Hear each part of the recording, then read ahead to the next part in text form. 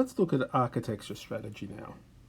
Architecture strategy is perhaps one of the most attractive areas of entrepreneurial strategy, or seemingly so. I mean, after all, if you can have a market you can control, and you have a market where you have effectively built everything from the ground up, that seems like a good way to go. However, as you can imagine, there are risks and other things that may make this not attractive at all.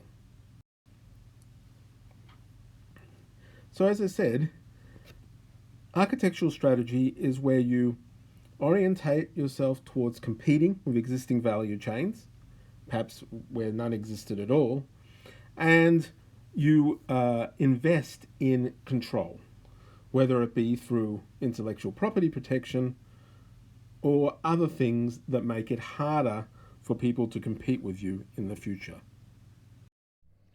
As with all these things, there's a constellation of strategies that comprises the architectural strategy. Its theme being, as you'll see in the readings, 0 to 1, where you're basically going from almost nothing to hopefully a monopolistic type situation. As always, the architectural strategy is defined with respect to competition, with its orientation on competition and its investment in control. In other words, you are going to be taking on existing value chains and building out your own value chain, and at the same time making preemptive investments that allow you to secure a moat around what you build. To do that, your customer choice has to deliver value to new users. You have to supply people who have not been supplied these products before. So invariably, that means a lot of novelty. In terms of the technology choice, you are developing a general system of innovations, general systemic innovations. These are big things. That's why we tend to think of them as being associated with platforms, but not exclusively, that is for sure. Finally, in terms of your organizational choice, it's all about integration, and it's all about having integrated resources that you control that are essentially the thing inside the moat that you've built around yourself.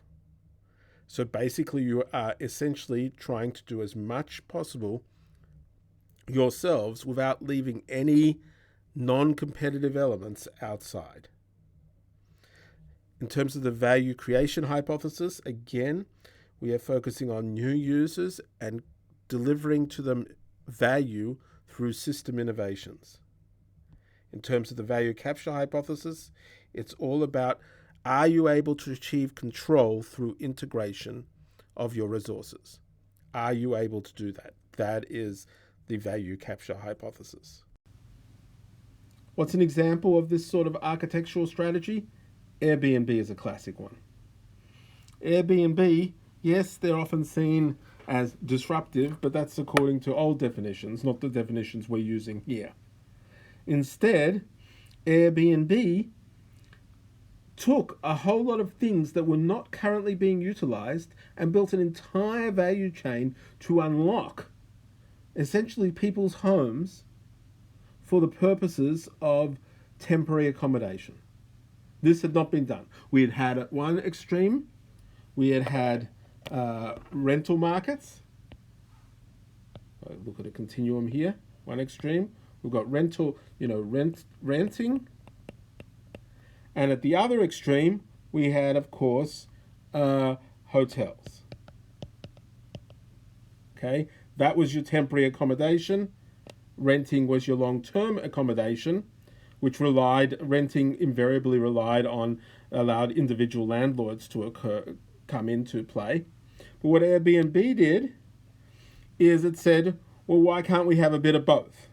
And so combined the two notions using, mobile technologies, digital technologies, and matching,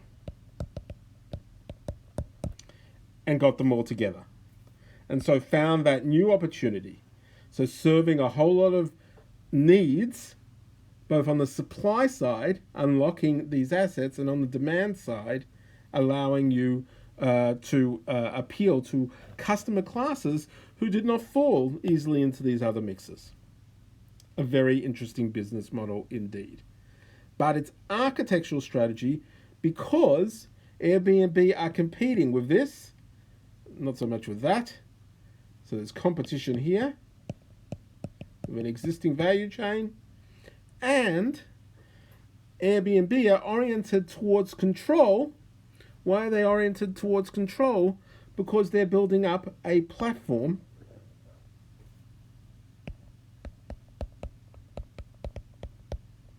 which allows them to foreclose or stop competition in the future. Okay? Because people come for Airbnb because it's easy to find properties and search for properties on the market, so they have liquidity. Lots of buyers and sellers. And that's how you ensure yourself the future there. Twitter is another example of a company, to the extent that it has a strategy at all, which, by the way, is debatable. What Twitter have done is Twitter have created an entirely new value chain. Okay? So their new value chain is, of course, typical for these things, a social network, or some might say a communications protocol.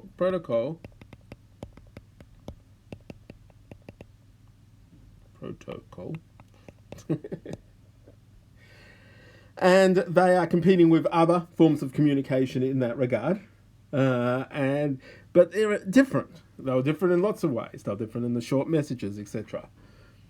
But if Twitter go very well, what they do is they build up value.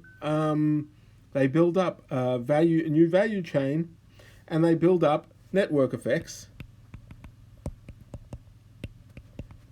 because they've got lots of users. A network effect arises when the value of me using something increases if other people are using it. And that's definitely true of Twitter. Okay? So they get this competition effect here, and they've got a control effect coming out of the value, coming out of network effects. How they make money is still a big question mark. In the past, we've had other companies that have evolved into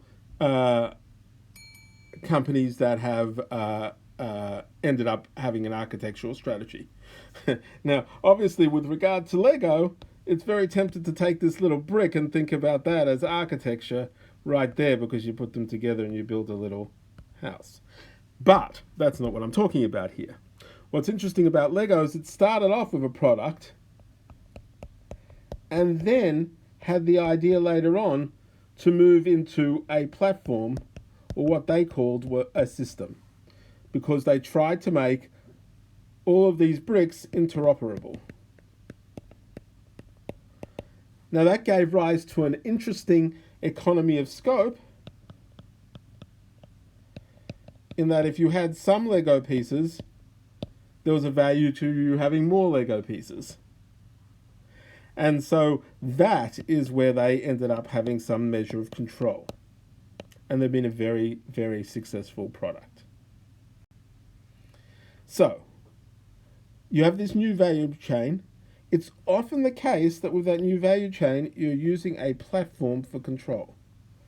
A platform is a business that brings together two groups, or more groups. Group 1, Group 2.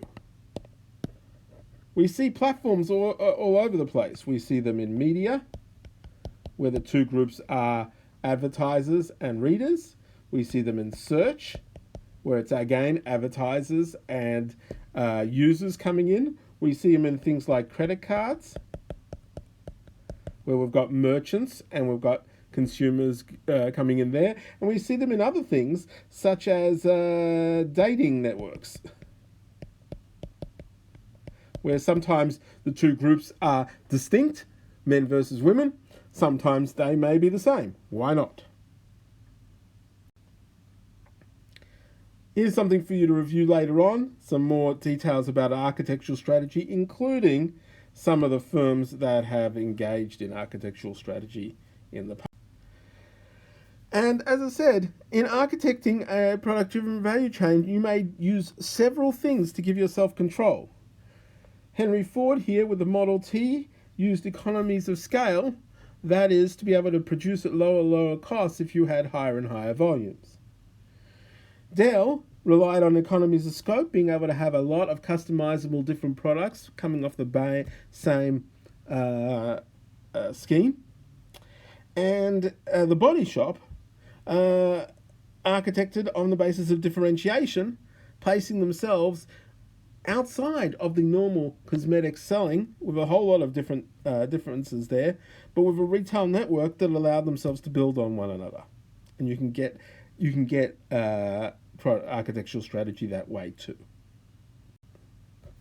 In terms of choosing your customers, you're going to focus on defined value creation for novel customer combinations. The quintessential example of this is, of course, this company, the Facebook, later to be known as just Facebook, as the movie famously depicted. And it started in an interesting way. You'll notice that it started small. It started with defined local groups, particular members to a particular community, and it expanded from there. And it took quite a few years for Facebook to expand. And so, in contrast to the normal perceptions of you have to move very fast and build up market share, Facebook actually did not do that as part of their architectural strategy. They chose very targeted initial customers, basically at colleges, then to high schools, and then to countries and so on and so forth. And that's how they built up the effects they did. So don't think that architecture means you're doing everything. You're going around to all customers. You still have to focus. We similarly have similar architectural strategies arising in the dating market. We've got, Match.com, eHarmony, Tinder. Tinder is, of course, owned by Match.com.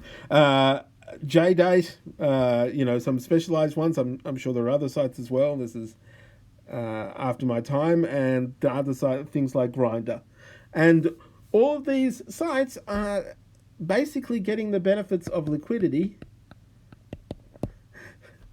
I use that term in the financial sense, but basically you're going to want to join these sites if you have a chance of being matched.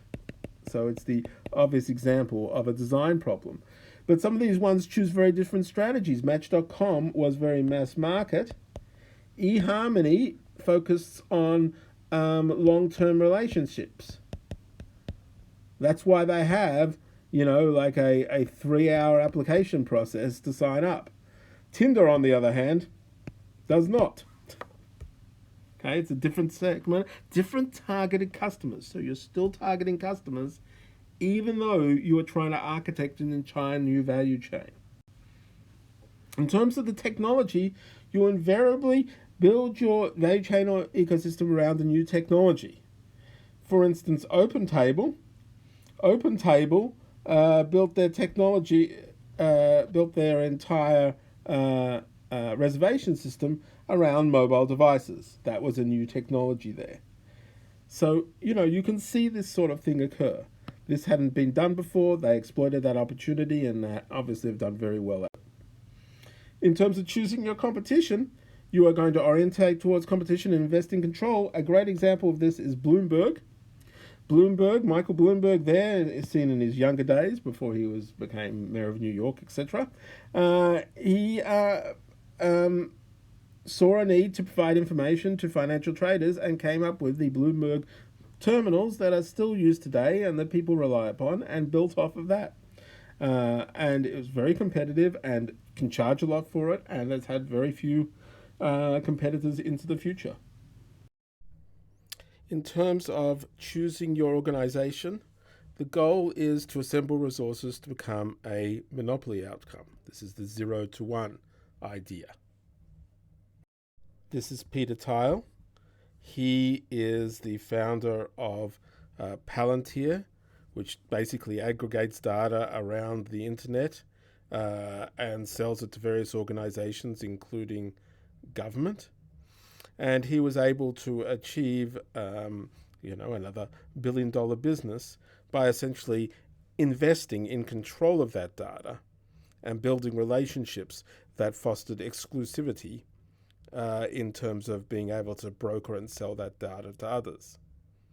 And the idea here is you choose an organization because you want to have all of that control, and that means investing a lot in fighting off competitors, ensuring competitors can't copy, control, or easily switch customers away from you.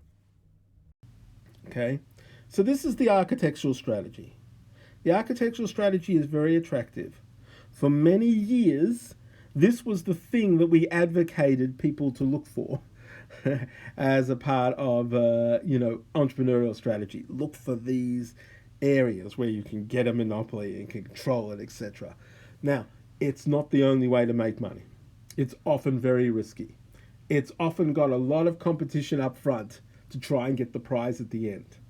And moreover, it can be overridden by good execution at that initial time as well. So architectural strategy is an option though, and if it can be done, it can certainly prove very lucrative, as some of the most successful companies have shown. It's just a difficult path there, and it may not be easy, feasible, or whatever, with the resources you have initially.